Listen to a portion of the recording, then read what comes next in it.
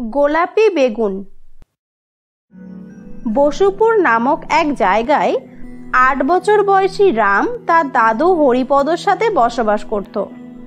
বাবা মা মরা ছেলেটার একমাত্র অবলম্বন ছিল তার ওই দাদু হরিপদ, আর হরিপদরও নয়নের মণি ছিল ওই রাম। ওহ, দাদু যে কেন এখনো জঙ্গল থেকে কাঠ কেটে ফিরছে না কে জানে। গোপালদের বাড়িতে একটু ঘুরতে যেতাম। দাদু ভাই, কোথায় গেলি? কাঠগুলো একটু ধর। ওই তো দাদু এসে গেছে।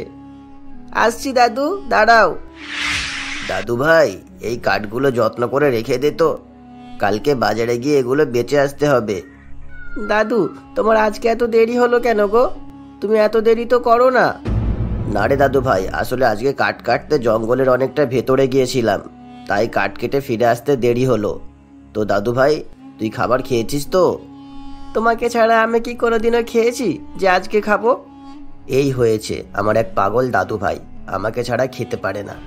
আরে আমি যখন মরে যাব তখন তো একাই থাকতে হবে আর একাকেই খেতে হবে, তখন কি করবি শুনি? আবার আজে বাজে কথা বলছো। তুমি মরবে কেন? তোমার কোনোদিনও কিচ্ছু হবে না। আমি যখন বড় হয়ে চাকরি করব তখন আমি তোমাকে গাড়িতে চড়াবো, তখন তোমাকে আর কাঠ কাটতে যেতে দেব না। আচ্ছা আচ্ছা, ঠিক আছে, আমি আমার দাদু ভাইয়ের কেনা গাড়িতে না চড়ে মরবো না, ঠিক আছে? চল এবার চটপট করে খেয়ে নেই, খুবই খিদে পেয়েছে। তা তো একটু খিদে পেয়েইছে। দাদু, আরেকটা কথা ছিল, একটু খেয়ে গোপালদের বাড়িতে খেলতে যাব, তুমি ততক্ষণ বাড়িতে শুয়ে একটু ঘুমিয়ে নিও। ঠিক আছে দাদু ভাই, যাবি, তবে সন্ধ্যার আগেই বাড়ি ফিরে আসবি। না না দাদু, খুব বেশি দেরি করব না, বাড়িতে এসে আবার পড়তে বসতে হবে যে।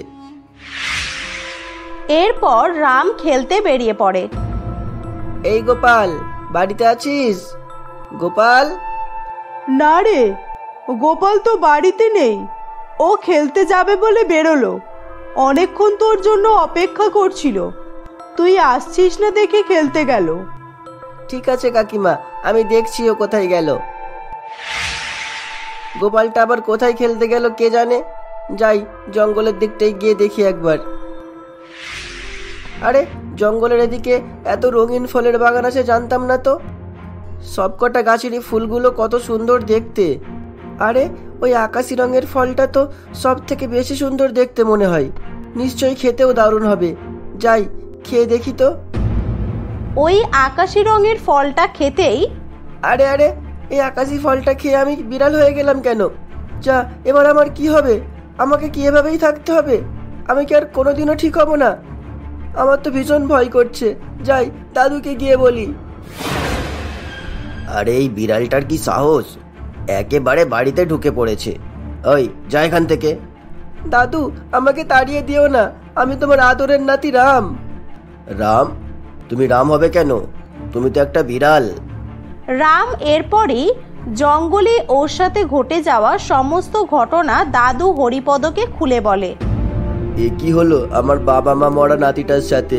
দাদু ভাই, একটুও চিন্তা করিস না, তোকে একমাত্র ভৈরব তান্ত্রিক বাবাই ঠিক করতে পারেন। এখনই তুই আমার সাথে ভৈরব তান্ত্রিকের কাছে চল।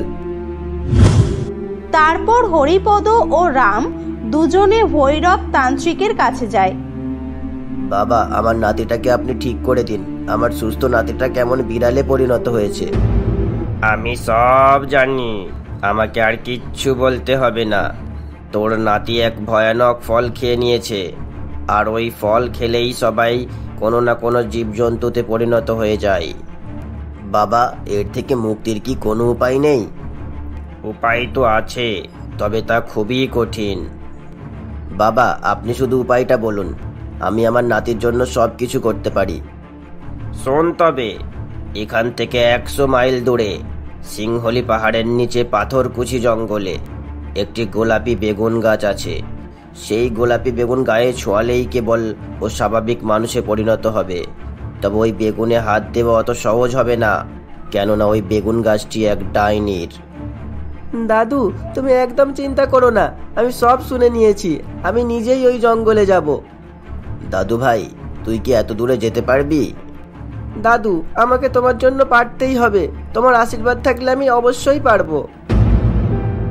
এরপর রাম ওর দাদু এবং বাবা ভৈরব তান্ত্রিকের আশীর্বাদে ওই গোলাপি বেগুনের খোঁজে বেরিয়ে পড়ে। গোলাপি বেগুনের খোঁজে পাথরকুচি জঙ্গলে যাওয়ার পথে রাম রাস্তার পাশে একটি মাটির কলসি পড়ে থাকতে দেখে এবং তার ভেতর থেকে কান্নার শব্দ পায়। এ কি, ওই কলসিটার ভিতর থেকে কান্নার শব্দ আসছে কেন? আবার ওই কলসিটার মুখটা কাপড় দিয়ে বন্ধ করা কেন? গিয়ে খুলে দেখি তো। তারপর রাম ওই কলসির কাপড় দিয়ে বন্ধ করা মুখটা খুলে দিতেই, আরে তুমি কে? আমি হলাম একটি পরী। আমাকে এক দুষ্টু জাদুকরী এই কলসিতে আটকে রেখেছিল আর বলেছিল যতদিন না কেউ এই কলসির মুখটার কাপড় সরাবে ততদিন আমি এখানেই আটকে থাকব। আজ দীর্ঘ 10 বছরের পর আমি তোমার জন্য মুক্ত হলাম। তুমি আমার জন্য মুক্ত হলে? জেনে খুবই খুশি হলাম। তুমি কোথায় যাচ্ছ এই পথ দিয়ে? আর তোমার চেহারা এমন হলো কি করে? রাম তার সাথে ঘটে যাওয়া সমস্ত ঘটনা পরীকে খুলে বলে এবং ও যে গোলাপি বেগুনের খোঁজে যাচ্ছে তাও বললে, তুমি এই ফুলটা নিয়ে যাও। ওই ডাইনির গায়ে এই ফুলটা ছুঁড়লেই ও পাথরে পরিণত হবে। রাম এবার ওই ফুল পরীর থেকে নিয়ে তার কাছ থেকে বিদায় নেয়। এই ছেলে, তোর এত সাহস, তুই আবার গোলাপি বেগুন গাছে হাত দিচ্ছিস? এখনই তোর ঘাড় মটকে দেব। রাম পরীর দেওয়া ওই ফুল ডাইনির গায়ে ছুঁয়ে দেয় আর তখনই ডাইনি এক পাথরে পরিণত হয়ে যায়। রাম নিশ্চিন্ত মনে গোলাপি বেগুন গাছ থেকে একটা গোলাপি বেগুন ছোঁয়াতেই রাম বিড়াল থেকে আবারও পুরানো রামে পরিণত হয়ে খুশি মনে তার আদরের দাদুর কাছে ফিরে যায়।